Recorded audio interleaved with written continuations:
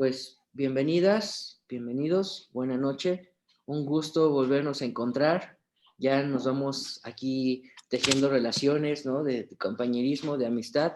Y pues un gran privilegio compartir juntos este espacio de reflexión y también de discernimiento comunitario. Y pues le agradecemos muchísimo a Paul estos espacios que nos ha brindado desde el mes pasado. Creo que en una coyuntura histórica muy, muy importante, ¿no? Para toda la iglesia latinoamericana. Pues Paul, muchas gracias por estar con nosotros y por brindarnos tu conocimiento. Te doy la palabra para continuar nuestra segunda sesión. Muy buenas noches a todas, a todos. Qué gusto de reencontrarnos en este espacio, que como bien dice Mario, ya va siendo un lugar donde vamos eh, conociéndonos, donde vamos escuchándonos, donde de alguna forma vamos también entrando en un espacio de no solo de formación, sino que también de anhelos, de reflexión y eco de lo que también vamos y vamos sintiendo, ¿no? Con otras y otros al hacer camino. Este espacio yo creo que lo que fortalece es precisamente esa dimensión de escucha, esa dimensión de encontrar con otros y otras respuestas a tantas preguntas que nos hacemos.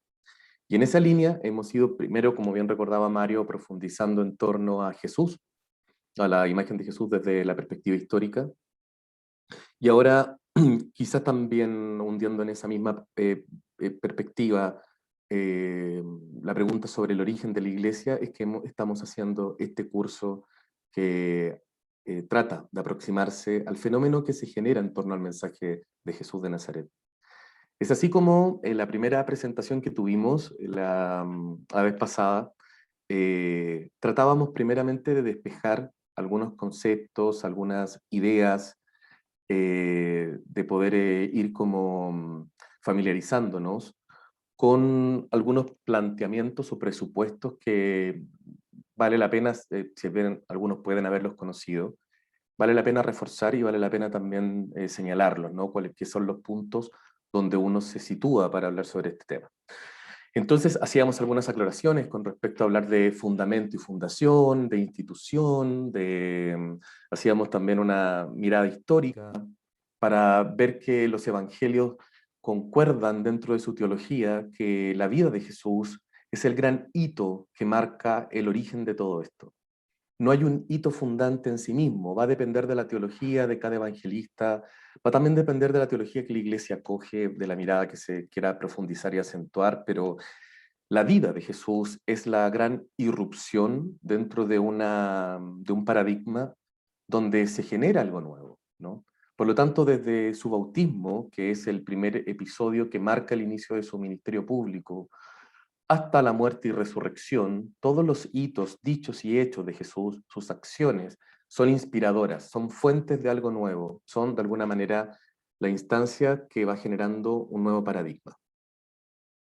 Desde ahí entonces también era importante rescatar que la, la forma en que la iglesia comienza a articularse, ¿no? Va a tener una serie de factores que incidirán tanto en su génesis como después en el momento en que ésta se oficializa, ¿no?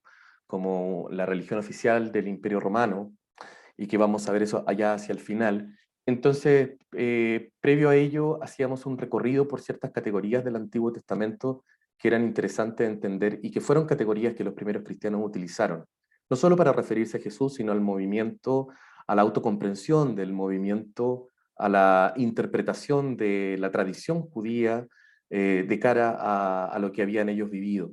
Es así entonces como, por ejemplo, la categoría de los 12, el uso de la palabra eclesía, la conciencia de un tiempo escatológico que dentro del judaísmo del siglo I, y siendo, digamos, bien justo con lo que uno puede observar dentro de las distintas miradas que existen y convergen en este mismo espacio, hay una esperanza a un regreso, ¿no? Por una parte de los cristianos de Jesús, pero en términos generales el judaísmo espera la venida del reino, ¿no? La llegada del reino. Y esta llegada del reino es un cambio, ¿no? Es una irrupción y para eso entonces esta comunidad trata de prepararse, ¿no? Prepararse para esta venida. Eh, ¿Cómo se prepara? Lo vamos a ver hoy día con un poco más de detención, pero claramente uno de los primeros saltos que da es interpretar, ¿no? Interpretar lo que se ha dicho de Jesús o lo que comprenden hasta ese momento sobre las profecías mesiánicas en la persona de Jesucristo. Veíamos la categoría Mesías, veíamos cómo se vincula con la realidad política, monárquica, particularmente con la casta de David, y cómo este concepto a lo largo del tiempo va a tener una serie de interpretaciones, ¿no? Hasta llegar al tiempo de Jesús, donde cohabita la idea de Mesías con distintas ideas que ciertamente el cristianismo supo capitalizar, supo reinterpretar y así entonces aplicarla a la persona de Jesús de Nazaret. En la sesión de hoy, entonces, vamos a ir profundizando. Yo voy a compartir con ustedes una presentación también, como lo he ido haciendo, en algo que me parece que es fundamental y que tiene que ver con la experiencia eh, de los cristianos en relación a Jesús. ¿Qué fue aquello que ellos experimentaron y vivieron en sus vidas que les hizo y les llevó a mirar en Jesús un nuevo paradigma? ¿Ya? Entonces voy a compartir presentación. Me esperan, por favor, un segundito. Voy a compartir inmediatamente.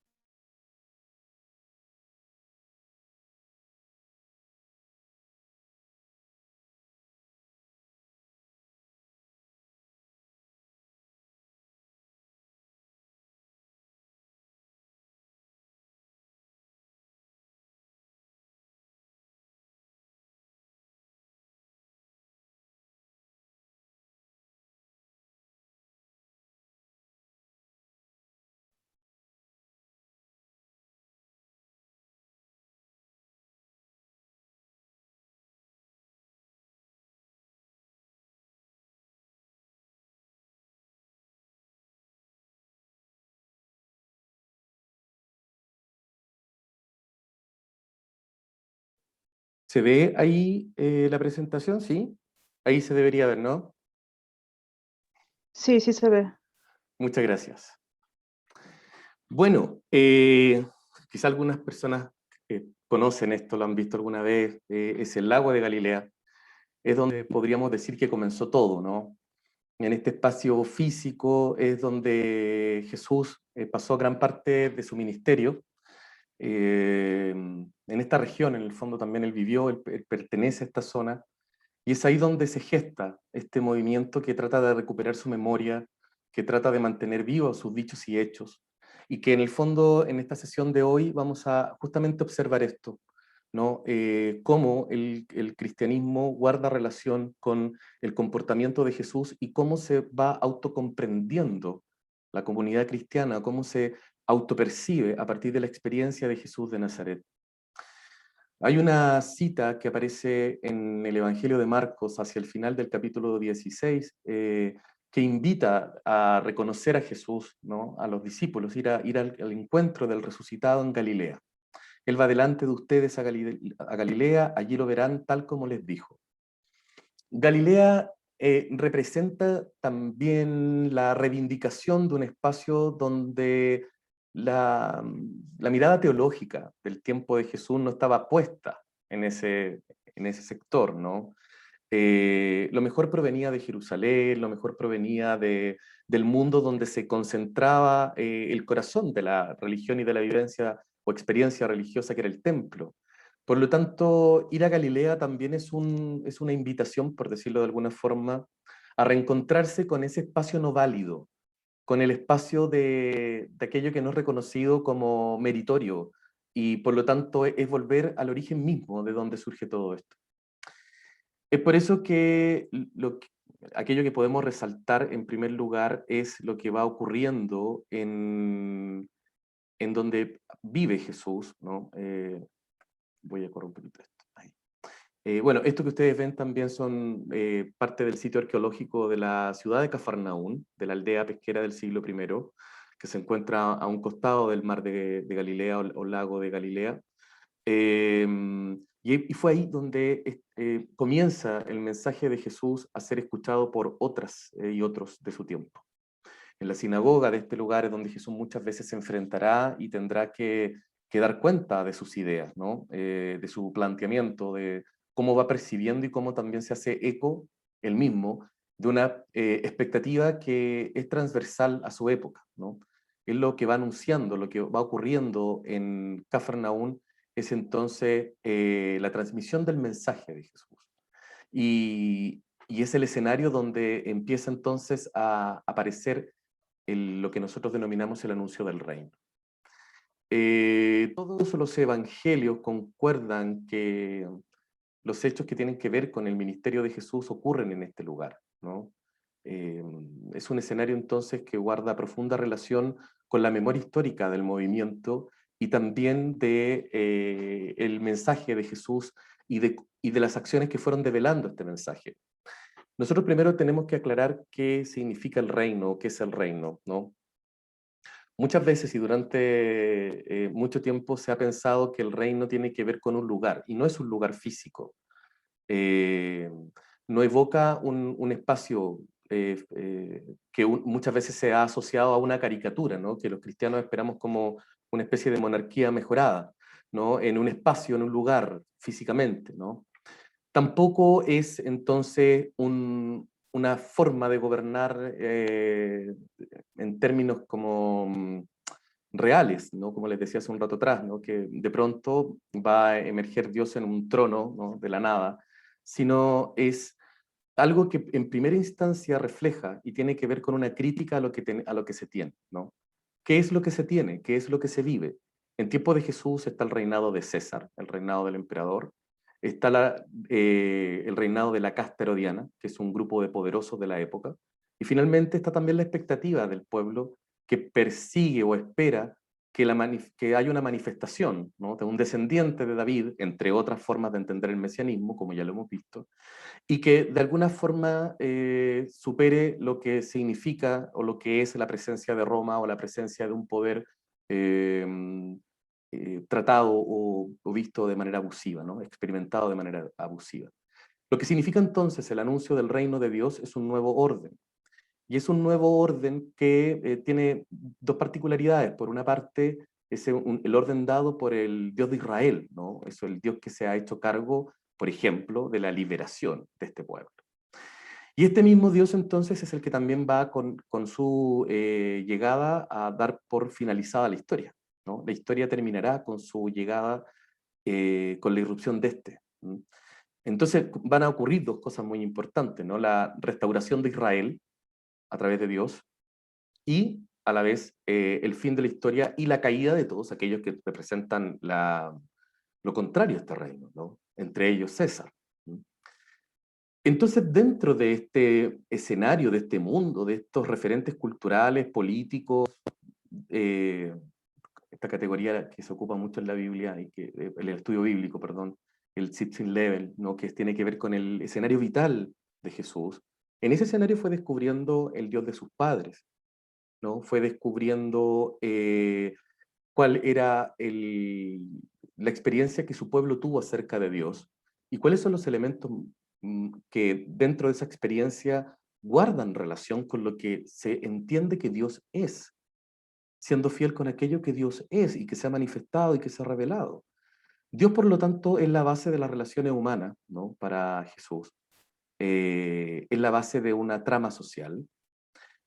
Todos los otros modelos de reinado quedan eclipsados de alguna forma con la aparición del reinado de Dios, porque todos los otros modelos de reinado son la base de una sociedad desigual, abusiva, y que en términos religiosos es contrario a la alianza hecha entre Dios y Israel.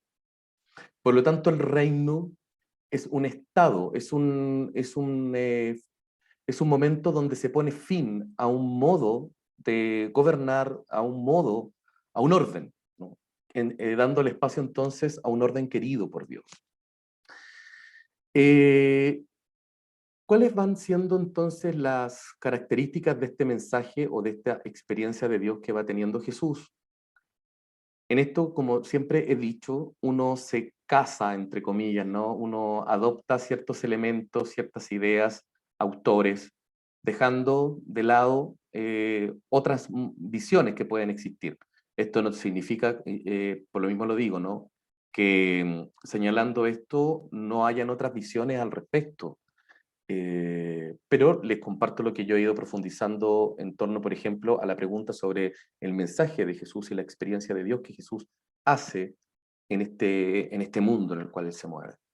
Entonces, creo que como características podemos por lo menos rescatar tres que de alguna manera se van retroalimentando una a otra, que están vinculadas profundamente. El primer lugar es que el anuncio del reinado de Dios se identifica con la experiencia personal de Jesús de Nazaret.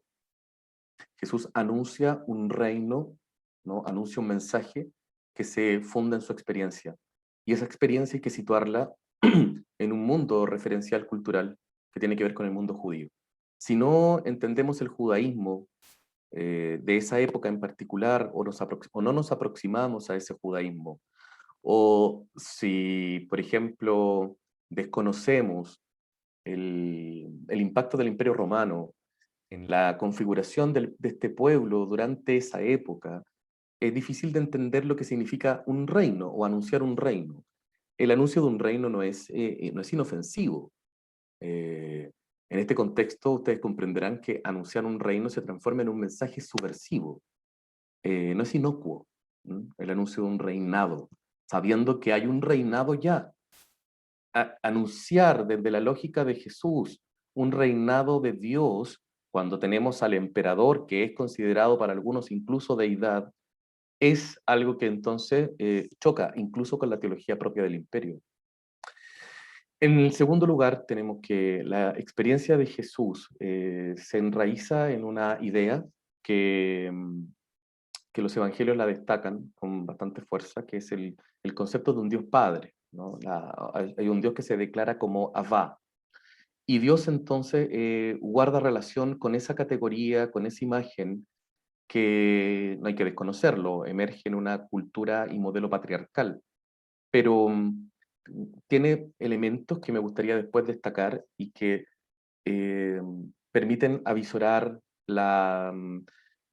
componentes que abren la posibilidad a integrar en esta imagen de Dios dimensiones femeninas. Y finalmente, Dios está destinado preferentemente a los pobres, a los marginados de la trama social. Como consecuencia de este Dios que se transforma en un Dios Padre incondicional, incondicionado, gratuito, basado en la misericordia y en el perdón, como consecuencia de esto, Dios aparece entonces destinado a aquellos que por alguna razón, que ya veremos, quedan fuera. Entonces, dentro del anuncio del reinado de Dios, como primera característica que se identifica con la experiencia de Jesús, nosotros hemos mencionado que nos encontramos con un judío en su entorno religioso, ya lo hemos señalado, ¿verdad? Un judío al cual, como piso, como experiencia de vida, tiene los profetas, tiene la Torá, tiene instituciones como el templo, como la sinagoga, está inmerso en un mar de tradiciones que obedecen a una identidad también, ¿no? Guardar el Shabbat, celebrar ciertas fiestas. Dicho de otra manera, Jesús es en toda su dimensión un judío. Y ese judaísmo propio, ¿verdad? Los evangelios lo reflejan con conceptos que incluso el propio auditorio, los propios destinatarios señalan sobre Jesús. A Jesús se le reconoce con categorías que son propias de su pueblo, la categoría profeta, la categoría maestro, que si bien podemos incluso discutir si fueron categorías que las dio un cristianismo más tardío al momento de escribir los evangelios, son categorías que a mi juicio se remiten a la experiencia basal de los judíos en relación a Jesús, cómo fue percibido, cómo fue de alguna manera valorado y también visto por los propios, por sus pares. En ese sentido, cuando a Jesús, por ejemplo, se le señala que es un profeta, o él mismo pregunta y responden, la gente piensa que eres un profeta, ¿no?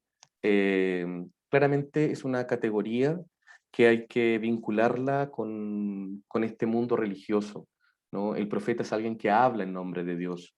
En la época de Jesús, la institución profética parecía haberse terminado, por lo tanto, cuando la gente reconoce en el Bautista, por ejemplo, o en Jesús, que ha surgido un profeta, está diciendo de alguna manera que Dios ha vuelto a hablar, ¿no? Y es por eso que surge una pregunta que en los evangelios aparece, ¿no? A propósito de la experiencia personal de Jesús como judío situado en un mundo con elementos, un sistema de creencias, etcétera, que ya lo habíamos visto la vez anterior. La pregunta sobre la autoridad de Jesús, ¿no? ¿Tú con qué autoridad haces esto o enseñas de algún modo que la gente perciba autoridad en ti? Esa pregunta sobre la autoridad de Jesús es una pregunta que claramente evidencia que proviene de un espacio informal. Jesús tiene una validación a partir del pueblo, a partir de la gente, a partir de las capas populares. La validación de Jesús no proviene de una escuela rabínica. La validación de Jesús no proviene a propósito de un maestro connotado, ¿no? Hay quienes discuten hoy día si Jesús tuvo una participación cercana o no con las escuelas fariseas de la época, ¿no? La escuela del gran maestro Gilel, si hubo alguna cercanía, puede ser, en un ambiente tan cuestionado, no cuestionado, sino que inquieto, ¿no? Como el judaísmo de esa época en términos religiosos, es posible que uno se vea permeado por otras respuestas y desde otras reflexiones. Por lo tanto, no cabe duda que Jesús pudo haber recibido influencia de Gilel sin necesariamente haber pertenecido, o bueno, tal vez siendo simpatizante de los fariseos, pero el hecho es que no vemos en los evangelios una validación a partir de algún maestro popular connotado, ¿no? Salvo si reconocemos y que lo vimos en el Jesús histórico, la vinculación entre el Bautista y Jesús, ¿no? Que de algún modo Jesús pasa a ser discípulo de Juan, y de alguna manera con esta pregunta aparece veladamente un intento de validación sobre Juan Bautista, ¿no? Porque si uno vemos en el texto más amplio, la pregunta sobre la autoridad de Jesús, que aparece en Mateo 21, 23 al 27, se inserta en un momento cuando Jesús también le están cuestionando, o mejor dicho, él genera un cuestionamiento sobre aquello que se dice de Juan, ¿no? O lo que se cree de Juan, ¿no? Cuando le preguntan con qué autoridad hace estas cosas, el bautista con qué autoridad bautizaba, preguntaba él, ¿no? De parte de Dios o de parte de los hombres. Y en eso entonces, en esa reivindicación de Juan Bautista, o de colocar al Bautista, problematizar desde la experiencia del Bautista con sus adversarios, podría también entonces dejarse entrever que la autoridad de Jesús está en profunda dependencia con aquello que se generó en torno a la escuela de Juan el Bautista. Y este movimiento tenía como gran consigna, ¿no?, el reinado de Dios, la llegada del reinado de Dios. Como segunda característica, yo les decía que impacta, ¿no?, en la configuración después del cristianismo y del movimiento que se genera en torno a Jesús, es la experiencia de Dios como Padre. Y es una experiencia que, si bien se guarda una fuerte relación con, con el mensaje cristiano, ¿no?, vale la pena decir que tiene una fuerte vinculación con perdón, con la fe judía.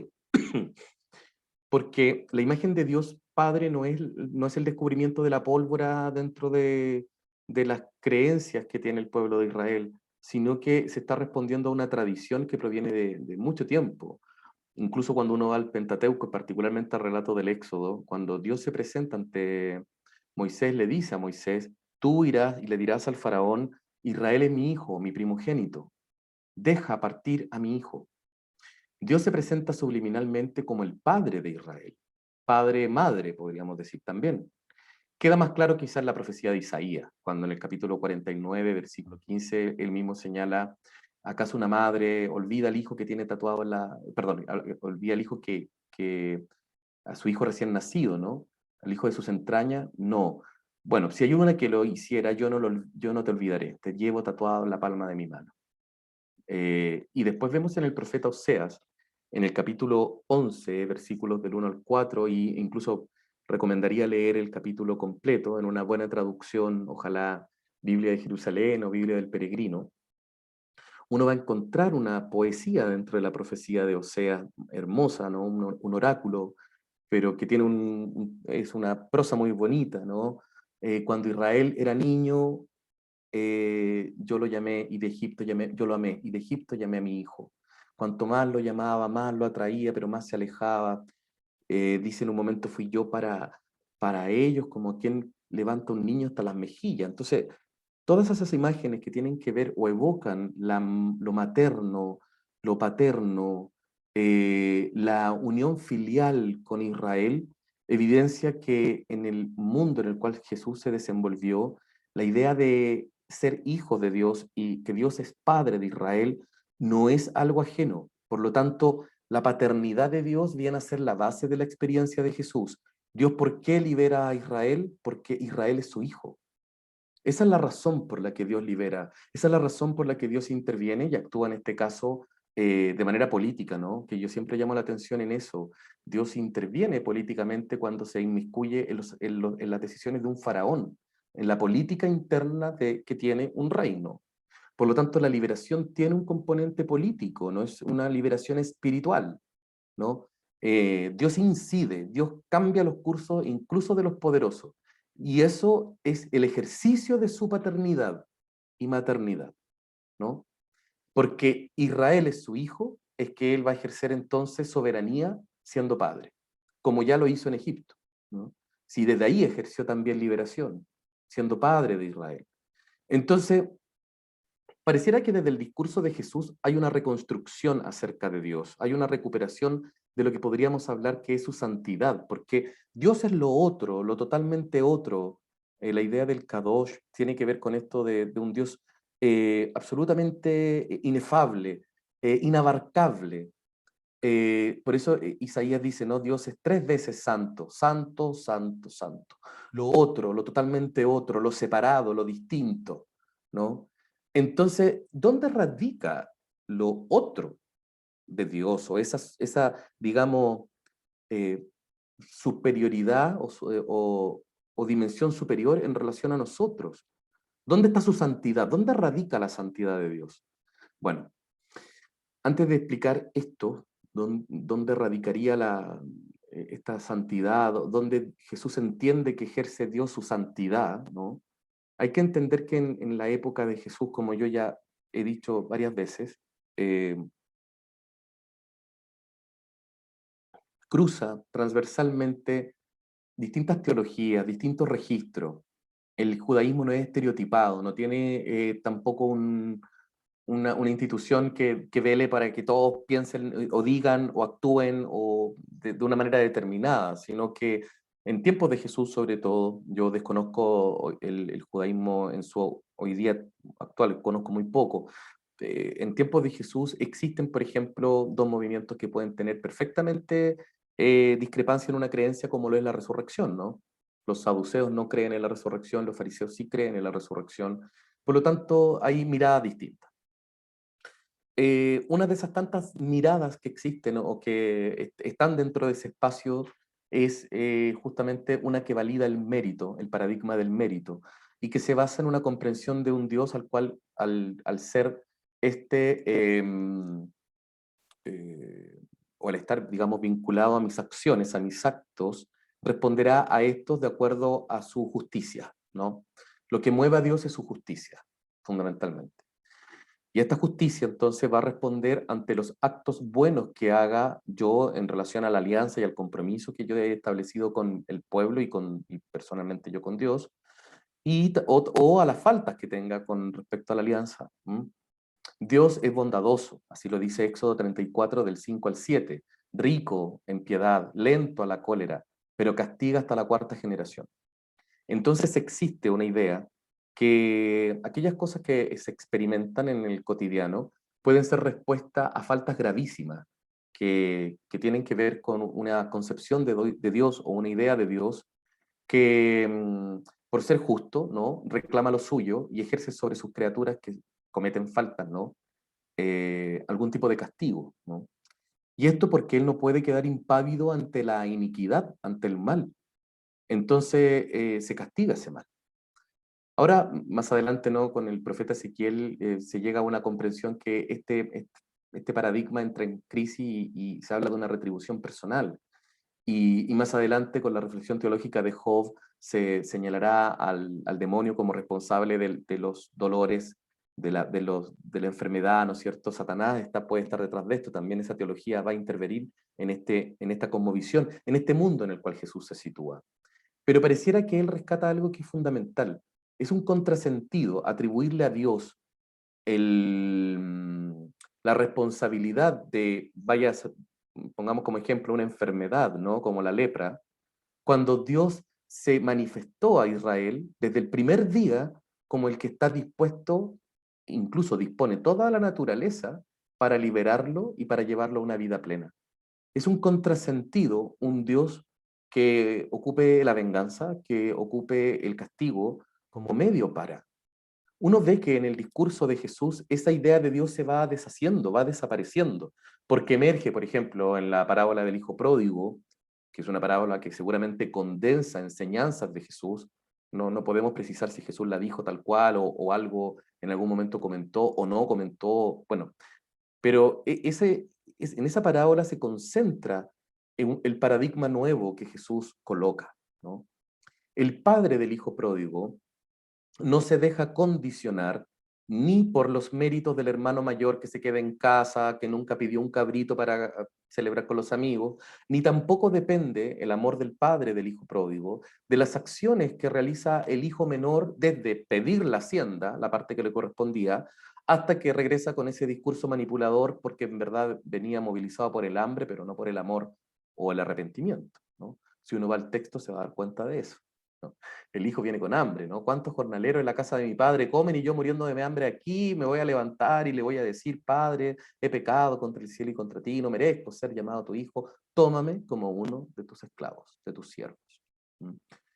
Entonces, el padre del hijo pródigo coloca el nuevo paradigma en el cual se centra la mirada que Jesús coloca y la experiencia que Jesús hace de Dios. Dios hace justicia paternalmente y ejerce una justicia bondadosa, ¿no? En el Dios de Jesucristo hay bondad, ¿no? Su justicia es bondadosa.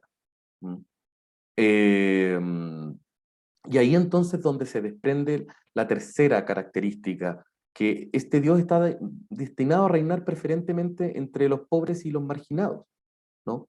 Y si bien la idea de pobre en el Evangelio puede también estar siendo una idea que bien, específica en algunos casos, ¿no? Está ocupada la palabra pobre en todo el Nuevo Testamento 34 veces y 24 en los Evangelios. Y ahí como aparece, ¿no? En tojos, en la palabra griega, ¿no? Pobre, indigente, mendigo, significa, incluso esa palabra que ocupan los evangelistas tiene que ver con el que está encorvado, agachado, oculto, el que se tapa, el que se cubre, como el que aparece en la imagen que tenemos ahí de fondo, ¿no? Eh, la pobreza también está ligada a la opresión, y el rico aparece como entonces la contraparte del pobre. El rico es el que muchas veces oprime. En tiempos de Jesús son los poderosos los que llegan a ser ricos muchas veces por impuestos, por exigencias tributarias más allá de lo aceptable, por el robo, en el fondo, por un sistema que está diseñado para abusar del pobre, tanto religioso como político. Entonces, ¿por qué está destinado a reinar preferente entre los pobres y marginados? Porque son estos los que siempre han estado bajo la sospecha de no estar de acuerdo con Dios o de no ser queridos por Dios. La teología que sostiene el desprecio por el pobre o la sospecha de que el pobre es un pecador, que el enfermo es un pecador, radica en Dios. Y por eso Jesús ofrece algo nuevo, un paradigma nuevo, una buena noticia. ¿Cuál es la buena noticia? El pobre no es una realidad no querida, no amada por Dios. El enfermo no es alguien que esté pagando un castigo y por ende es alguien no amado por Dios. Al contrario, Dios va a hacer justicia sanando, Dios va a hacer justicia reintegrando, perdonando, haciendo de estas realidades los destinatarios preferentes. Por eso es bienaventurado el pobre, porque en una sociedad y en un modelo y en una mirada teológica donde la sospecha de que esa realidad pueda ser más bien la reivindicación de un Dios que tiene como valor supremo su propia justicia de cara a su alianza, deja inmediatamente fuera la responsabilidad que me convoca a mí en relación a esa pobreza. De alguna forma hay esta espiritualidad que yo estoy describiendo, es una espiritualidad que muchas veces pervive también en nuestro propio mundo cristiano, ¿no? Donde el pobre es sospechoso de que no tiene los méritos para, ¿no? Es malo, es flojo, lo que le ocurre es porque de alguna manera algo le pasará y algo le pasa porque es pobre. Y esa idea siento que guarda mucha relación con esto que estoy diciendo, o con esto que estoy señalando, ¿no? Por eso el mensaje de Jesús es una buena noticia para el pobre, porque deja de ser una categoría donde Dios no pueda manifestarse, ¿no? Dios no pueda expresarse y Dios no pueda hacerse de alguna manera, ponerse, perdón, del lado de. Entonces, a nivel, por ejemplo, social y religioso, un pecador, el pecador se concibe como el que infracta la ley, ¿no? El que no cumple con la ley. Y muchas veces los pobres en un sistema religioso que exige tributo, que exige pago, o personas que muchas veces se veían limitadas a poder participar de todos los ritos, ya inmediatamente caían en la categoría de pecadores, ¿no? Los pecadores no solo son los indigentes que podemos identificar, los mendigos que podemos también identificar, o a los que hace alusión el Evangelio, sino también incluye o también se puede desplazar hacia otras categorías. Tiene que ver con la exclusión religiosa y social, tiene que ver el pobre también con el enfermo, con el endemoniado, incluso con cualquiera que entre en relación con esa realidad. Jesús entró en relación con esa realidad, tuvo una proxemia con esa realidad, tocó cuerpos impuros, cuerpos que estaban siendo excluidos del sistema religioso. Así como socialmente se vinculó con personas que moralmente eran excluidas, ¿no? Prostitutas, recaudadores de impuestos, paganos o extranjeros en algunos casos, ¿no? Y con categorías que no tenían una representación dentro de la estructura patriarcal. La viuda se queda sin la representación del varón dentro de la sociedad. Y un huérfano tampoco tiene la representación, ¿no? Un niño, ¿no? He leído en el último rato, a propósito de sociología del cristianismo, cómo el sistema esclavista se basaba muchas veces en tener, ¿no? O reclutar a niños, ¿no? Huérfanos, ¿no? Los niños huérfanos estaban en un espacio de absoluta indefensión en la época romana. Entonces, en este escenario, nosotros también podemos establecer de algún modo cómo Jesús fue vivenciando esta fe y cómo los primeros cristianos entonces desde ahí tomaron elementos que después van a detonar en una comprensión distinta, en una autocomprensión, digamos, ¿no? De quiénes son ellos, ¿no? Cómo se comprenden ellos ante, ante los hechos que ocurrieron entre ellos y ante el mensaje de Jesús. Entonces, cuando estamos haciéndonos esta pregunta sobre establecer el modo en que Jesús vivió su experiencia de fe, nos remitimos a lo que los evangelios concentran, lo que las fuentes más antiguas concentran, que son los dichos y hechos de Jesús. Porque ahí es donde nosotros podemos ir descubriendo cómo comprende él y vivencia lo que es el reino. Más allá de lo que yo acabo de destacar como característica, como consecuencias del reinado de Dios, se muestra que Jesús se enfrenta ante un modelo o paradigma que tiene o concibe que Dios es o pertenece a los justos y a los puros, cuando en el fondo pareciera que desde el comportamiento de Jesús, Dios tiene una predilección por aquellos a los que hay que sanar o hay que integrar nuevamente a la trama social. Hay una nueva idea de Dios que a partir de las curaciones de Jesús, por ejemplo, de la forma en que él concibe la enfermedad o cómo va abordando otras ideas dentro del mundo religioso en el cual él se mueve, dan pie a una nueva forma de entender la acción de Dios y a su modo de gobernar. Si Dios reina, va a reinar sanando. Si Dios reina, va a reinar perdonando. Si Dios reina, va a reinar con una comunidad, en medio de una comunidad de hermanos, donde los bienes sean compartidos, donde el perdón sea un signo distintivo, donde además podamos experimentar liberaciones, actos liberadores en medio de una sociedad que muchas veces nos empuja o nos hace vivir más bien una opresión, ¿no? Una constante sensación de opresión. En medio de ese mundo político y social es donde el discurso de Jesús de Nazaret se transforma en una buena noticia. Y esos actos liberadores se basan en estos 4 hechos que ahí están mencionados, que los evangelios nos cuentan en innumerables ocasiones, y si lo empalmamos esto con los criterios de historicidad del Jesús histórico, entre ellos el testimonio múltiple, vamos a darnos cuenta que lo que más abunda en los relatos acerca de Jesús tiene que ver con las curaciones, tiene que ver con los exorcismos, dimensiones que afectan al cuerpo del sujeto y a la relación con Dios directamente, y de manera horizontal tenemos 2 acciones que Jesús realiza también constantemente, que es el perdón de los pecados en espacios de comensalidad, en espacio de mesa, y justamente con ello sentarse a la mesa con pecadores. Vale decir, Jesús realiza, ¿no?, actos que generan desconcierto dentro del espacio en el cual él se mueve y vive. Genera confusión, ¿no?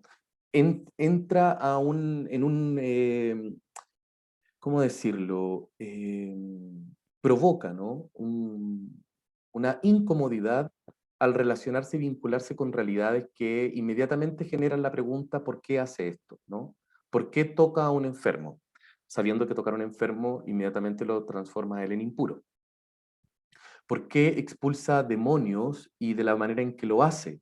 Con autoridad, sin saber que tenga lo que decías un rato atrás, dependencia con alguna escuela, con alguna formación en concreto rabínica, etcétera, ¿no? Y además la pregunta que también aparece muchas veces: ¿por qué tu maestro come con pecadores cuando se la hacen a los discípulos? ¿No? ¿Por qué perdona pecados? Solo Dios puede perdonar pecados. Además, que no solo Dios podía perdonar pecados, también hay un problema ahí estructural que Jesús evidencia con esta praxis, porque el perdón de los pecados estaba reservado solo para el sumo sacerdote, hasta donde yo entiendo. En la ceremonia, el rito de expiación, el Yom Kippur, se realizaba este rito que pretendía la expiación de los pecados del pueblo. Entonces, que Jesús en una mesa, rodeado de cobradores de impuestos para Roma, con prostitutas, celebraba estos espacios donde abiertamente ofrecía el perdón sin mediar templos, sacerdotes, sacrificio. Realmente es una provocación, no hay otro calificativo para aquello. Y son esos actos provocadores de un orden distinto, que evidencian una experiencia espiritual distinta o radical, que el cristianismo comenzará, ¿no?, o el grupo de seguidoras y seguidores de Jesús comenzará entonces a reproducir, ¿no? Hay un nuevo paradigma religioso que aparece. Y lo vemos, por ejemplo, asomarse este nuevo paradigma religioso también en las curaciones, por ejemplo, ¿no? Para un enfermo no se trataba solamente de la recuperación de un aspecto físico, ¿no?, o de la reintegración de un elemento eh, que guarda relación en orden a la salud, ¿no? Trata de volver a confiar en Dios, pero en el Dios que se revela en la experiencia de Jesús, ¿no? Em, por ejemplo, cuando se enfrenta Jesús a algún enfermo, generalmente recurre a la expresión: tu fe te ha salvado. Coloca como actor protagonista, como actriz de su salvación, a la enferma o al enfermo, pero a un enfermo que ha dejado un paradigma en el cual también le llevaba a comprender y justificar su enfermedad. Si estoy enfermo es porque Dios lo quiere, ¿no? La pregunta que le hacen sobre el ciego de nacimiento a Jesús, ¿no? ¿Este hombre por qué es ciego? ¿Porque pecó él o porque pecaron sus padres? Y de alguna manera, lo primero que se provoca en el enfermo es la renuncia a un paradigma errado de Dios, a un paradigma de un Dios que, insisto, no reproduce el corazón de la experiencia de este pueblo. ¿Cuál es el corazón de esta experiencia? Dios se puso a disposición de liberar. La enfermedad es una opresión. Dios no puede contradecir el aspecto más significativo que ha llevado adelante con este pueblo, que es un camino de liberación. Y Dios nos quiere liberar de todo aquello que nos ata, no solamente de la atadura de una enfermedad, no solamente de la atadura de un demonio, sino que de la atadura de un sistema social, de un sistema político, de un sistema religioso perverso. Por lo tanto, el paradigma que se percibe, ¿no?, desde la praxis de Jesús es además un mesianismo, por decirlo así, que incluye a la persona. Lo voy a decir de esta manera, quédense, digamos, con la idea, ¿no? Jesús nos enseña a ser también actores, actrices de nuestra propia historia, ¿no? El milagro depende de alguna forma de nuestra apertura y de soltar ciertos paradigmas que nos esclavizan a una idea errada de Dios. Y eso se hace a través de la experiencia que se puede tener en este caso, como lo hicieron los seguidores de Jesús con él mismo. Nosotros accedemos a él a través del testimonio que nos dejaron, pero sin esa experiencia de un Dios que realmente ama a su criatura, ¿no? Y que se coloca al servicio de su criatura, si no hacemos esa experiencia, entonces es bien difícil que ocurran, por decirlo así, situaciones transformadoras, ¿no? El Dios que Jesús ofrece es un Dios que transforma este sistema de exclusión, superado ya por el tacto de Jesús. Lo primero que hace Jesús para superar la exclusión que proviene de un sistema religioso es tocar a aquel que es excluido, ¿no? Ese contacto ya significa una amenaza para un sistema religioso. Ese perdón de pecados es una amenaza para un sistema religioso. Jesús demuestra de alguna forma que la gente impura, que la gente que el sistema religioso o la tradición indica como que hay que vigilar, que hay que excluir en virtud de la pureza que hay que cuidar, merece tanto o más participación de la vida religiosa que cualquiera, porque hay una dignidad inherente en el sujeto que tiene que ver con su condición de hija e hijo de Dios. Entonces, cuando el cristianismo descubre esta experiencia, se transformará entonces en la comunidad que continuará en la misma línea de Jesús de Nazaret, tratando de reproducir, ¿no? A partir de su praxis, ¿no? Estas coordenadas vitales, ¿no? Basada en la convivencia comunitaria, basada en el perdón, basada en la inclusión y basada en el trato, sobre todo, cuidadoso de una ética dirigida hacia los más pobres de la comunidad. De hecho, llama mucho la atención que cuando Pablo se entrevista con Santiago, Juan y Pedro, según la carta a los Gálatas en el capítulo 2, dice que ellos estrechan la mano en señal de comunión en relación al evangelio que Pablo anunciaba a los gentiles y en relación al evangelio que anunciaban ellos a los judíos, principalmente Santiago, y el único criterio de unidad era el cuidado de los pobres. Por lo tanto, el cristianismo va a surgir como una respuesta ante una realidad concreta que tiene que ver con el empobrecimiento de personas en el imperio, ¿no? Es un reinado de Dios. Por eso cuando Jesús dice el reino de Dios ya está, es porque se ha inaugurado una nueva forma de vivir, ¿no? Basado precisamente en esta experiencia de Dios. Entonces, bueno, no sé si me alcanza el tiempo, me quedan poquitos minutos para poder compartir el inicio de otra diapositiva que la vamos a terminar de ver en el próximo encuentro. Esta experiencia entonces de Dios tomará pronto fuerza en el cristianismo, ¿no? El cristianismo va a aparecer dentro de un mundo religioso, por decirlo así, compitiendo dentro de un espacio religioso muy plural. Ya no solo se trataba del pluralismo dentro del propio judaísmo, sino que ahora el pluralismo que existía en el imperio, en medio de la cultura greco-romana que tenía una principal, digamos, eh, mirada politeísta, ¿no? Perdón, denme un segundo para poder abrir la otra presentación. Entonces, en este escenario, ¿no? El cristianismo va surgiendo, va emergiendo como una novedad. Eh, Hay algo nuevo que se percibe dentro de esta experiencia.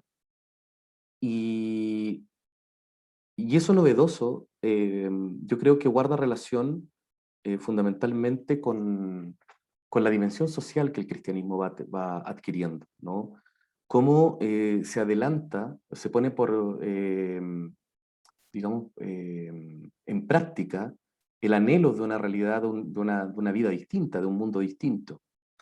Pero eso no fue fácil saliendo, digamos, de cara, ¿no? al mundo que había afuera, ¿no? Al mundo romano. Eh, entonces, lo que me gustaría dejar al menos enunciado un ratito con ustedes es el... Ahora sí, es un poco el... ¿Ahí se ve? Creo que sí. Sí. Sí. Gracias. Les mostraba hace un rato atrás esa imagen de Galilea, ¿no? Donde yo decía, ahí comenzó todo. Bueno, desde otra teología, desde otra orilla, para muchos todo comienza en Jerusalén, ¿no? Recordemos que el hecho de Pentecostés es un hecho que vincula a la primera comunidad naciente nada más y nada menos con el corazón del judaísmo, ¿no? Que es Jerusalén. Entonces vamos a conocer un poquito, vamos a dejar un poco adelantado, y así también vamos a ir desarrollándolo más hacia la próxima sesión, cómo las primeras comunidades cristianas se van autocomprendiendo y cómo también van apareciendo como propuesta religiosa en el mundo grecorromano. Para eso entonces vamos a profundizar en el escenario religioso del Imperio Romano, vamos a aproximarnos un poquito, ¿no? Porque ya saben, ya que esto siempre es explorativo, no podemos lamentablemente por tiempo abarcar mucho más, pero al menos que quede la inquietud también para que ustedes puedan ir conociendo y averiguando sobre esto, ¿no?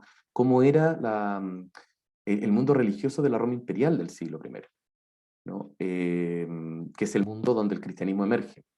Vamos a conocer un poco sobre la praxis cristiana de los orígenes y dónde estaría entonces lo novedoso propiamente tal. Y finalmente, cómo podemos hablar no de cristianismo, sino que cristianismos.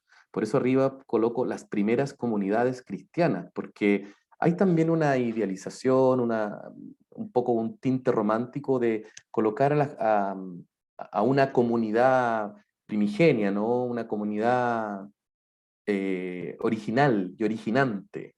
Pero la verdad es que, como ya lo decía hace un rato atrás, pareciera que el cristianismo va a surgir y va a tener su particularidad precisamente en su diversidad, ¿no? El cristianismo es un fenómeno que desde muy temprano entrañó una dimensión diversa, que lo vamos a ver entonces, yo creo que ya hacia la próxima sesión. No sin antes dejar entonces un poquito, como les decía, mencionado algunos aspectos. Me quedan unos minutos todavía para dejar de ahí espacio a las preguntas, ya comentarios, reflexiones que podamos hacer. El Imperio Romano, ¿no? Si bien puede tener muchos aspectos que podamos destacar, fundamentalmente en términos religiosos podemos decir que eh, el imperio abarca, ¿no? Prácticamente toda la cuenca del Mediterráneo. Llevaba 8 siglos desde que fue fundada Roma, por lo tanto estamos hablando de una potencia, de una cultura y de dominadores que tienen, ¿no es cierto?, a sus pies toda esta región, ¿no?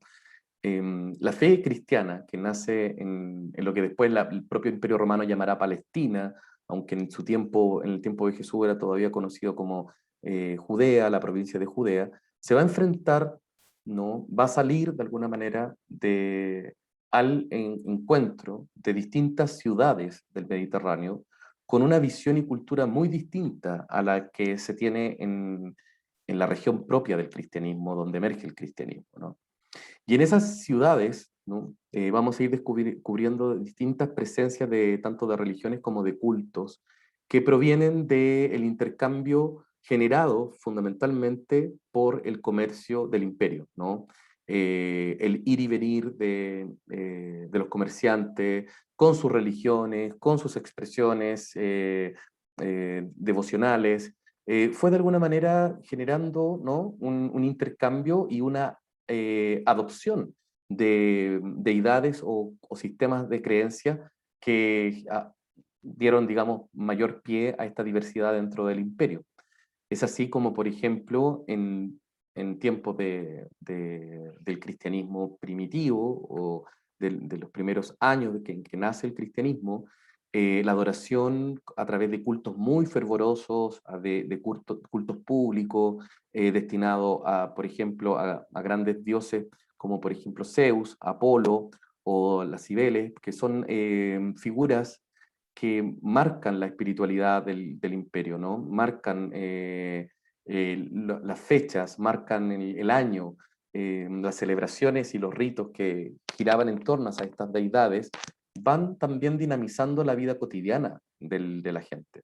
Hay un culto amplísimo a distintas deidades, siendo la principal figura, ¿no?, en este caso Júpiter o Zeus, Zeus para la tradición griega, Júpiter para la tradición romana, pero configurados como la misma deidad, el padre de todos los dioses.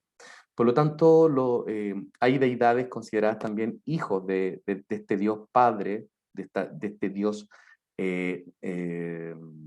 origen de todos los dioses también, y hay otras figuras que aparecen con bastante relieve, con mucha relevancia, perdón, en el Mediterráneo, como por ejemplo Afrodita, el culto Afrodita, entre otros cultos que que tuvieron harta popularidad en la época de Jesús y de los primeros cristianos. Así como también la exportación de otros cultos orientales, como por ejemplo el culto al dios Mitra o el culto a la diosa egipcia Isis, que fueron cultos, como les decía, de exportación, creencias que estuvieron vinculadas también a ciertas élites o grupos de, eh, de poder, ¿no?, que se familiarizaron con estos cultos mistéricos que eran denominados así, ¿no? Y que solo algunos tenían acceso a ellos. No eran tan populares, pero no dejaban de ser interesantes y atractivos. Y el culto que ofrecía el imperio, ¿no?, el culto que de alguna manera habla de la intervención religiosa que hace Roma a sus súbditos o a aquellos que van agregándose al imperio, es el culto al emperador. El culto al emperador se impuso desde César Augusto, ¿no? No todos los emperadores sí exigieron ese culto. Tengo entendido hasta donde recuerdo que Tiberio no, por ejemplo, Calígula sí, Claudio no, Nerón sí, y así, bueno, un poco intermitente, ¿no? Hasta que a finales del siglo I nos encontramos con Domiciano, que él sí exige el culto a su divinidad, siendo proclamado Kyrios, Señor, un concepto que nosotros lo asociamos en los evangelios a la figura del Señor, de Jesús, ¿no? Entonces, esto es para demostrarles también que dentro de la configuración de los evangelios hay una crítica, hay de alguna forma, una mirada no tan evidente, quizás velada, hacia el imperio y hacia la teología del imperio, porque el imperio tiene también, como les decía, una mirada teológica. Bueno, y para ir finalizando, ¿no?, para dejar el tiempo a las preguntas, obviamente que no solo los caminos que ofrecían los distintos cultos religiosos provenientes del paganismo, provenientes de los cultos mistéricos orientales, eran los únicos abrazados por las personas del imperio en ese entonces. También el camino que ofrecía la filosofía, particularmente el estoicismo, estaba muy de moda en la época de Jesús. Sin embargo, para muchas de estas personas, esos ritos, esos sistemas filosóficos, de alguna manera no terminaban de ser una respuesta para lo que estaba ocurriendo en el aquí y en el ahora, ¿no? En el momento presente. Si bien no voy a negar que el cristianismo habla y guarda en su mensaje una visión futura de un reinado distinto, el paso a otra vida, etc., hay también una mirada presentista y hay una mirada, lo voy a decir bien técnicamente, como una mirada escatológica presentista, llevar al aquí, a la hora, ¿no?, aquello que se augura y espera en un futuro que depende de la intervención de Dios. Dicho de otra manera, el pan nuestro, dánoslo hoy. No es un pan que se espera a futuro. No es un pan que dependerá de la intervención de Dios a futuro. Ese pan que el pobre necesita se da hoy. Y esa es ahí tal vez esa situación humana tan concreta como el hambre, por ejemplo, o como un trato digno, la comunidad cristiana parece ofrecer. Es un espacio que pareciera ofrecer Algo que nosotros ya vemos en la carta, por ejemplo, a los Corintios, ¿no? En la primera de Corintios dice, ya no hay esclavo ni libre, ni judío ni gentil, ni hombre ni mujer, somos todos uno en Cristo. Por lo tanto, el mensaje de Jesús de Nazaret, lo novedoso de lo cual el cristianismo se hace eco y cargo y reflejo, es de un sistema de vida que permita el reconocimiento del otro como un igual, como un par, como mi otro, mi prójimo, un sistema que permita también la cobertura de las necesidades básicas del momento presente, el hambre, el vestir, ¿no? Recuerden la carta del apóstol Santiago, recordemos la colecta que hace Pablo, o sea, la preocupación por el pobre, ¿no? Materialmente hablando, no es algo que Dios lo va a suplir en el más allá, ¿no? Ese más allá lo aproximamos más acá. ¿Y cómo lo aproximo más acá? Con un comportamiento acorde a ese reino que yo espero. No voy a esperar en el fondo a que llegue para empezar a vivirlo ahora. Entonces el cristianismo ofrece, ¿no? Dentro de todo este variopinto de sistemas, dentro de toda esta diversidad que incluso el propio judaísmo tiene, una mirada presentista, ¿no? Y efectiva de aquello que aguardan como irrupción de Dios. Bien, me pasé unos poquitos minutos de las 9, pero vale la pena para dejar esto dicho. Vamos a seguir la próxima sesión, como les digo, profundizando en esta autocomprensión y viendo los elementos que guardan relación entre el cristianismo con el judaísmo también en términos de praxis, viendo dónde ocurre el quiebre y la novedad, qué comunidades podemos identificar en los primeros momentos del cristianismo primitivo, y vamos a ir dejando también espacio acercándonos al tema de la romanización, que será lo último que veremos en estos encuentros. Que como les digo, yo siempre encuentro que son ambiciosos porque nos ponemos quizá una meta muy grande, pero, y es mucho, si ustedes se fijan, trato de apurarme un poco también al hablar, para tratar de condensar en un breve tiempo la mayor cantidad de información necesaria para que ustedes vayan haciéndose una idea y profundizando lo que hemos hablado. Bien, eso, estimado Mario, y a todas y todos, gracias por la atención y atento escucho sus preguntas. Muchísimas gracias, Paul. Este camino, ¿no?, que estamos haciendo contigo, bastante interesante, que creo que nos da luces muy, muy buenas, ¿no?, para redescubrir nuestro propio cristianismo, la fuerza de nuestra propia fe. Entonces, pues ahora sí queda abierto el tiempo para comentarios y preguntas. A ver, no sé si alguien quiera. Víctor, adelante. Tu micrófono, Víctor. Hola, ¿cómo están? Buenas noches. Hola, Paul, hola, Mario, hola a todos. ¿Cómo va? Escuchando la última parte, sobre todo, me queda la pregunta, cuando vos fuiste tan contundente, Paul, en decir lo novedoso es el sistema de vida. Lo novedoso de los cristianos es el sistema de vida, donde el pan debía ser en el aquí y el ahora, y donde el otro es mi prójimo. En este sistema de vida, en esta forma ética de vivir, ¿cuándo, según vos, se produce ese quiebre? Si nosotros tomamos en cuenta el mundo entero, si tenemos en cuenta nuestra misma Latinoamérica, si tenemos en cuenta tu país, Chile, donde enorme porcentaje de jueces, funcionarios, diputados, presidentes, y donde la enorme cantidad del pueblo ha pasado de una manera u otra por la educación católica, por colegios confesionales, y donde se padece tanta desigualdad, donde el prójimo no es, y el hambre no es el aquí y el ahora, ni es el que está a mi lado. A lo largo de esta historia y en esta realidad, ¿dónde y cuándo se produce el quiebre?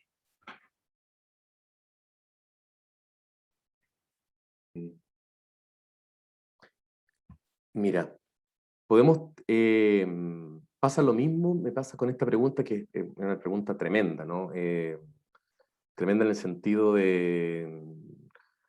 Primero, de tomar conciencia que hay un momento donde el camino se desvía, ¿no? O hay un momento donde perdemos como un poco el rumbo. Yo creo que no hay un momento, así como yo decía sobre la fundación de la iglesia, no hay un único momento. La vida de Jesús es la instauración de una realidad nueva. Sin duda, su vida completa provoca eso. Yo creo, estimado Víctor, que así como hay varios hitos que van marcando eso, el quiebre también se va marcando con varios hitos. Uno tiende a colocar como el gran hito donde se ocurre ¿cómo llamarlo, no? Como pérdida del rumbo, extravío del rumbo. Uno tiende a colocarlo y bueno, no te lo enseñan en las facultades de teología así, pero uno después profundiza y va leyendo a otros autores y va ampliando su conocimiento y se da cuenta que tratan mucho de identificar el momento con Constantino, ¿no? El momento en que Constantino ya interviene a la iglesia de manera mucho más directa, siendo él el que convoca los concilios. Eso, entre paréntesis, es algo que poco se dice, ¿no? Uno siempre, digamos desde mi experiencia, ¿no? Cuando yo me formé teológicamente, siempre en los concilios aparecía el nombre del Papa arriba, del Papa que en el fondo bajo su pontificado ese concilio se realizó. Pero los primeros concilios, sobre todo los concilios más cruciales de nuestra iglesia, los que definen dogmáticamente las naturalezas de Cristo, la Trinidad, etcétera, o sea, creo que todos los primeros del siglo IV hasta el siglo VII son convocados por los emperadores. Dicho de otra manera, son convocados por laicos con poder, ¿no? Entonces, cierro paréntesis. Muchos colocan ahí como los momentos ya donde hay un desvío, cuando la iglesia se institucionaliza, cuando los obispos pasan a ser servidores del imperio y ya no servidores de las comunidades, cuando, en fin, ahí como que pareciera ubicar uno el quiebre. Pero vuelvo a lo que te decía hace un ratito atrás. Yo creo que hay momentos, van apareciendo tensiones desde muy temprano y me atrevería a colocar la primera tensión en la resistencia que tuvo el cristianismo en un principio, en aceptar cruzar la barrera étnica que me suponía la aceptación de los gentiles. De hecho, no olvidemos que hay un grupo que se resiste a eso, ¿no? Ya lo vamos a ver con más detención en la próxima sesión, pero hay cristianos que con toda la experiencia de haber estado con Jesús personalmente, ¿no? Grupo de los 12, ¿no? El mismo Pedro es ambivalente en sus prácticas, por un lado como que cuando está con los judíos se comporta como judío, cuando está con los gentiles se comporta como gentiles, y después cuando está con los judíos le exige a los gentiles que se comporten como judíos. ¿Mm? Vean, repasen para la próxima clase y lean la carta a los Gálatas. Ahí se van a dar cuenta que pareciera que la novedad de Jesús siempre estuvo en tensión con nuestras propias resistencias y que la novedad de Jesús siempre estuvo sometida a nuestras propias expectativas de cómo debe actuar Dios o cómo debiera ser, etc. Esto se explica desde algo muy simple, ¿no? Que yo creo que los primeros cristianos vieron en Jesús un modelo de humanidad, fundamentalmente, ¿no? Un modelo de cómo comportarnos humanamente. Y por lo tanto no era fundamental ni crucial determinar dogmáticamente algo acerca de él. No existe esa necesidad. Yo creo que parte del problema también, Víctor, radica cuando comenzamos a tener que definir lo que creemos y empezar entonces a elaborar un sistema de creencia donde la fe se entiende como adhesión a dogmas y enunciados y no como adhesión a una forma de vivir. Yo creo que sin culpar la aparición del dogma, entendiéndolo como también un camino que no solo normó ni estereotipó, sino que además sirvió para decir, bueno, esto es lo que creemos, no podemos renunciar digamos, a la creencia que en Jesús Dios se revela, porque si no la salvación estaría coja, ok. Pero eso implica que también tenemos que tener presente que la salvación concurre en lo humano. Entonces, la aparición del dogma insistió mucho en la naturaleza que quizás era menos evidente, que es la naturaleza divina, porque la experiencia de la naturaleza humana fue la experiencia basal para entrar en sintonía con aquello que después ellos tratan de replicar en sus vidas. Por eso creo que el antes y el después habría que empezar a ubicarlo quizá desde ahí, desde los primeros momentos en donde hubo tensión, a abrirse a lo nuevo, después cuando comienzan los primeros cristianos también, algunos, a descalificarse unos a otros y no vivir de acuerdo a la pluralidad que también converge en el cristianismo. Y finalmente la intervención del imperio, que se privilegia el dogma y la adhesión de la fe hacia las creencias, hacia el sistema de creencias, más que al estilo de vida. Por eso es muy interesante el fenómeno de la vida religiosa que surge, por ejemplo, en el siglo V, ¿no? En las congregaciones de los primeros monjes y monjas anacoretas que van a propiciar lo que después llamaremos los consejos evangélicos, pero son los primeros en comenzar a vivir la pobreza, la obediencia y la castidad. ¿Por qué? Porque fueron valores que se transaron al momento de entrar a ser parte del imperio. Al dejar que el imperio intervenga, se perdieron aquellas dimensiones que consistían en la espiritualidad cristiana más profunda, ¿no? El seguimiento a la forma de vivir que tuvo Jesús, ¿no? La adhesión es al estilo de vida. Y creo que muchas veces, y si uno escarba, muchos cristianos hasta el día de hoy adhieren a creencias que condicionan muchas veces hasta la racionalidad. Pero eso, Víctor, pucha, podría ahondar mucho más, pero no quiero que nos quedemos pegados solo en esa pregunta. Pero por ahí va y lo vamos a profundizar hacia el final de todas maneras. Gracias. Pues con toda confianza, quien guste, pueden ir poniendo sus preguntas en el chat y comentarios. Y bueno, ahora tenemos, no sé quién tuvo la mano levantada antes, Eva o Alejandra. Alejandra, si quieres. Lo mismo. Alejandra, sí, y ahorita vamos con Eva. Sabes que me gustaría, si pudiéramos unir, Paul, este origen del cristianismo con nuestra Asamblea Eclesial Latinoamericana que está por venir. ¿De qué manera esto que estamos viendo lo pudiéramos hacer carne y vaciar en la asamblea? Siempre al comienzo, cuando anunciaron el curso, lo decían que era muy importante para tenerlo presente durante la asamblea eclesial y durante el tiempo de escucha, me imagino. Cómo ir rescatando esta ética de Jesús, cómo irla adhiriendo a esta ética, este caminar de Jesús, esta vida que hizo Jesús, a nuestra vida hoy, para poder vaciarla después en la asamblea, o sea, para que realmente nos vayamos a los orígenes, al inicio, a que gocemos de la persona de Jesús, de que nos sintamos realmente felices, contentos a pesar de pandemia, a pesar de todos los males que puedan existir en este mundo, pero sabiéndonos como en los brazos de este papá, de este Padre Dios. Esa es mi inquietud, cómo llevar este cristianismo maravilloso, esta ética, este paradigma nuevo, que ya tiene 2000 años, más de 2000 años, según esto, y que todavía tengamos que irlo ayornando, como se dice, para poder vivir nuestra experiencia cristiana nuevamente. No sé si me explico bien en lo que... ¿O estoy muy enredada?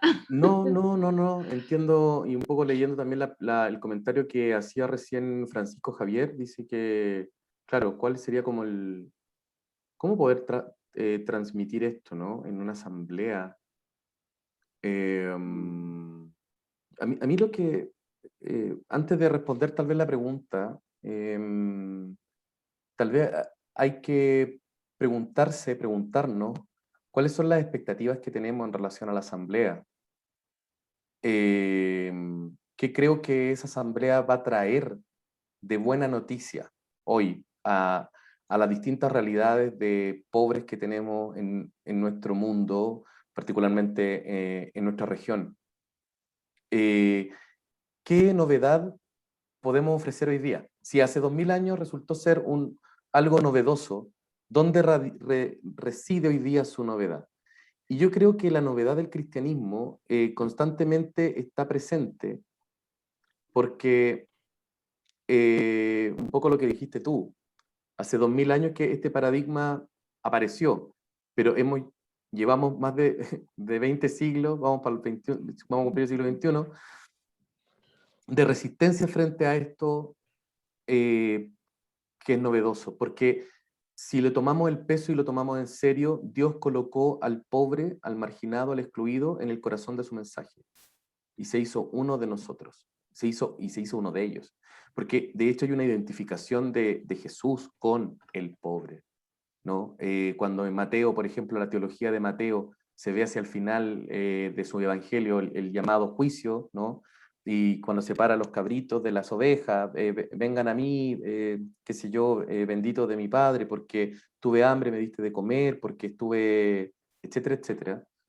Hay una identificación óntica de Jesús con esas realidades que son pobrezas, ¿no? Que son miserias, que son exclusiones, que son estigmatizaciones, porque estuve preso, estuve enfermo, el que está en la cárcel no necesariamente tiene que ser una persona buena o un preso justo, ¿no?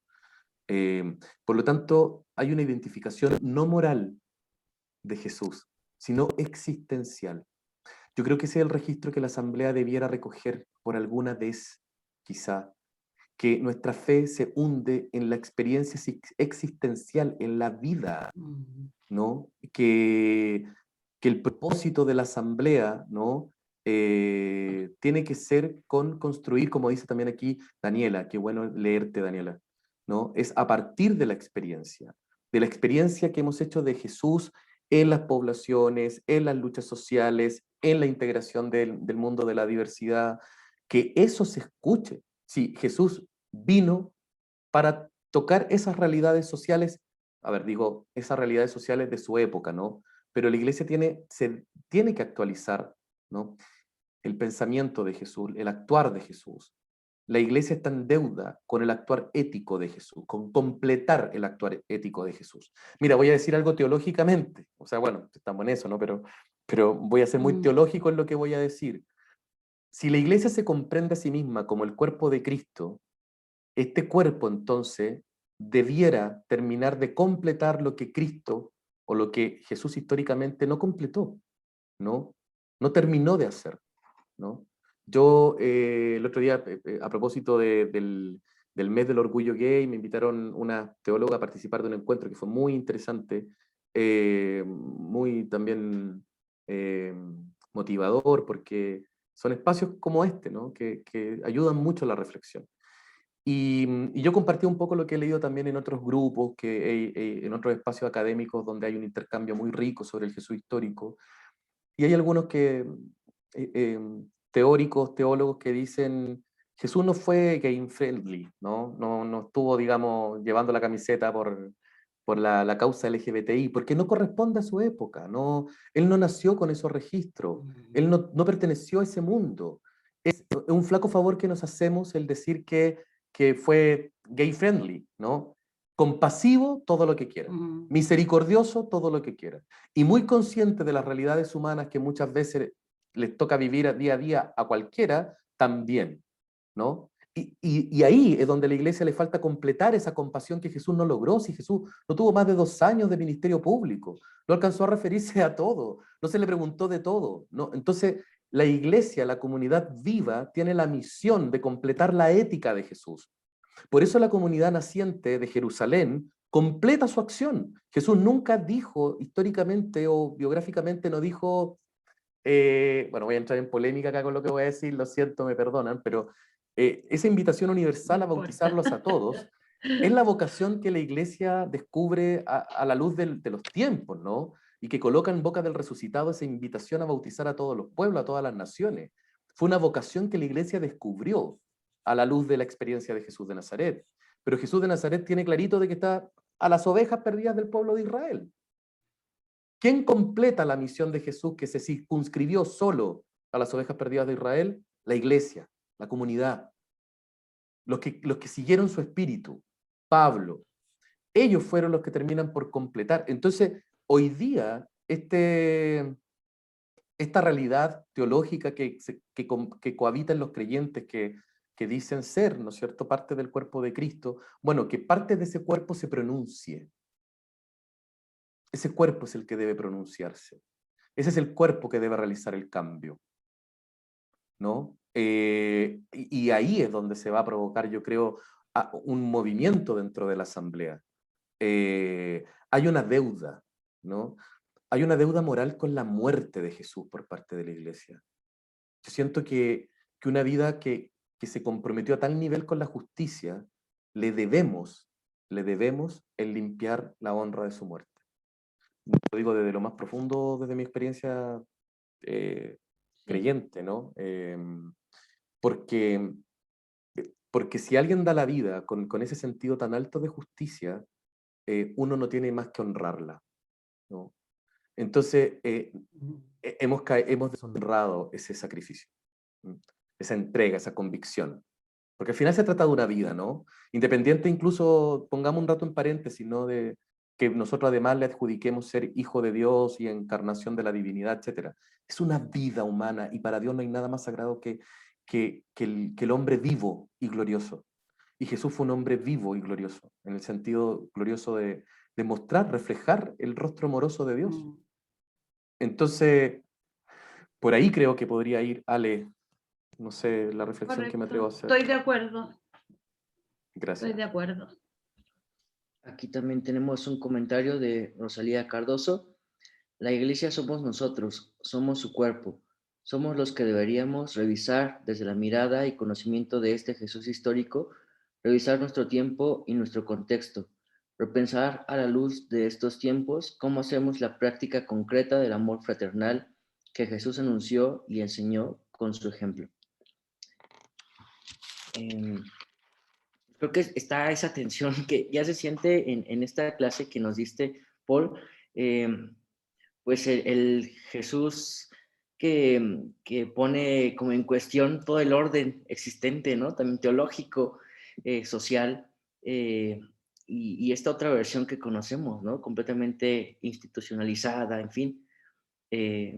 Pero yo no sé si incluso la misma asamblea sea como una oportunidad de, como dice Rosalía, ¿no? Cobrar conciencia de que la iglesia somos nosotros, nosotras, y como de cobrar adultez frente a ese dominio, ¿no? de cierto grupo de poder. Eva, tienes también una duda. Bueno, más que duda es una reflexión, pero desde la semana pasada, ¿no? Con un par de ideas que se comentaron la semana pasada.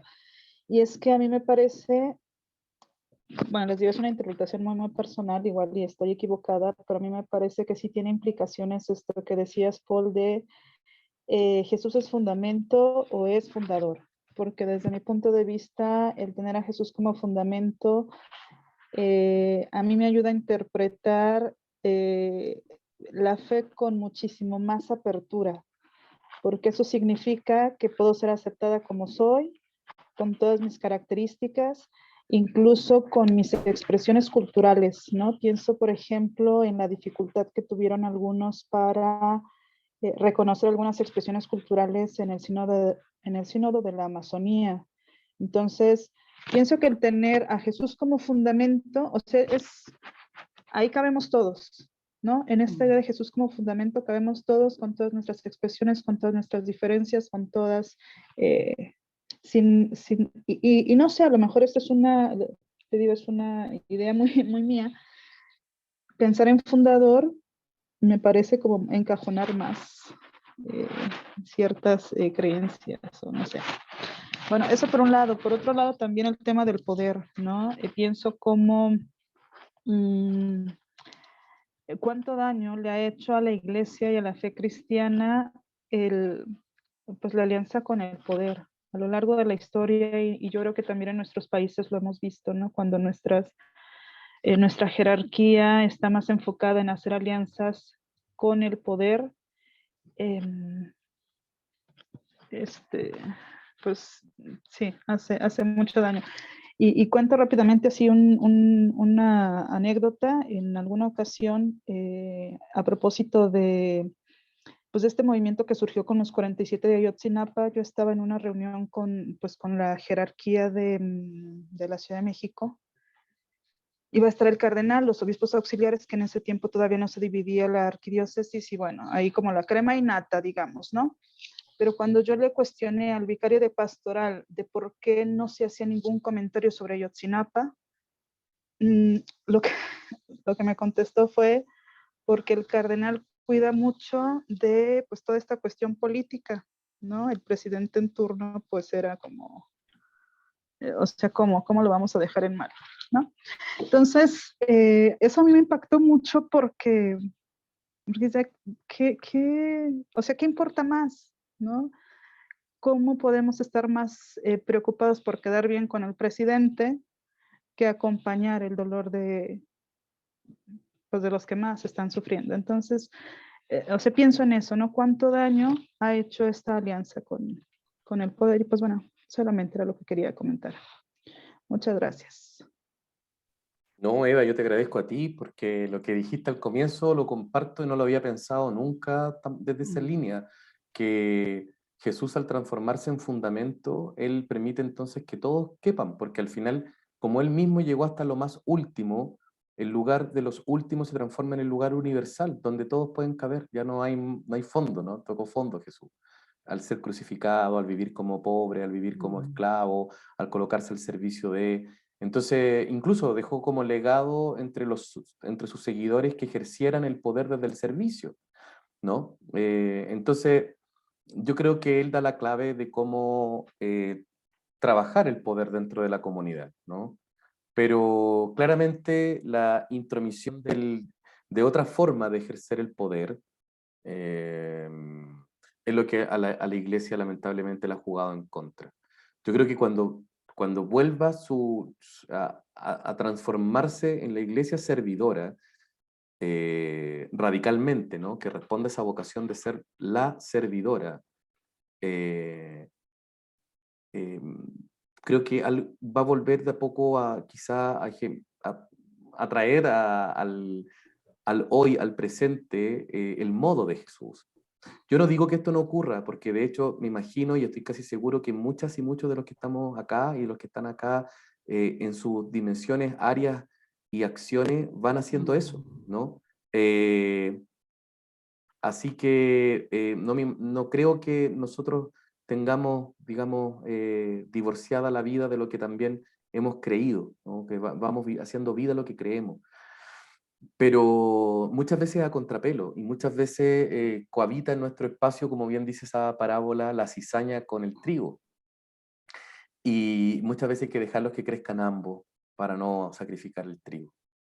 Entonces, siempre va a estar esta tensión. No creo que sea algo que se supere, que sea fácil de superar, porque la iglesia poder, la iglesia jerarquía, la iglesia estructura, tiene mucho que perder si sacrifica esa dimensión que con el tiempo empezó a abrazar, ¿no?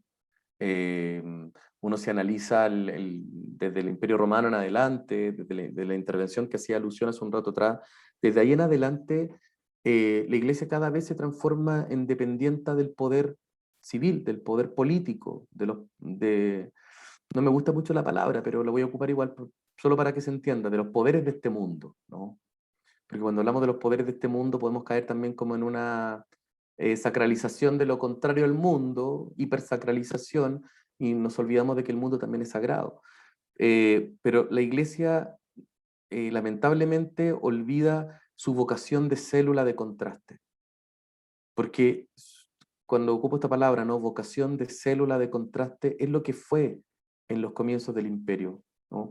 En una mesa cristiana del siglo I, el amo con el esclavo podían sentarse a comer y ambos eran iguales. En ese espacio que la comunidad crea, en ese espacio que la comunidad cobija, ¿no? La mujer y el varón tienen la misma participación. El judío y el griego son vistos también de la misma manera, como personas. Entonces, es bonito también pensar que Jesús deja en concreto que el escenario para que eso se realice, o el rito para que eso se realice, sea la mesa, no sea la comensalidad. No hay escenario más humano y más ennoblecedor para el otro que sentarlo a mi mesa, compartir mi mesa. Por eso hagan esto en memoria mía, el sentarnos con los otros, ¿no? Entre paréntesis, hace tiempo atrás aquí en Chile hubo una campaña eclesial de Chile, una mesa para todos, o para casi todos, porque al final son muchos los que quedan fuera de esa mesa, de las mesas eucarísticas. ¿Qué mesas son las que Jesús hoy día repletaría o invitaría a tener, no? Esa es una pregunta crucial para entender qué propuso, porque Él no propone la mesa de los puros, ¿no? La mesa para los que no hacen nada. Precisamente Él abre mesas, como por decirlo así, alternativas, ante la falta de alternativa que un sistema religioso puede dejar de tener. ¿A quiénes no está incluyendo la Iglesia hoy? ¿A quiénes está invisibilizando? ¿A quiénes no quiere reconocer? Esa es la pregunta que Jesús se haría, creo yo, de cara a la asamblea. Muchas gracias, Eva. No, gracias a ti.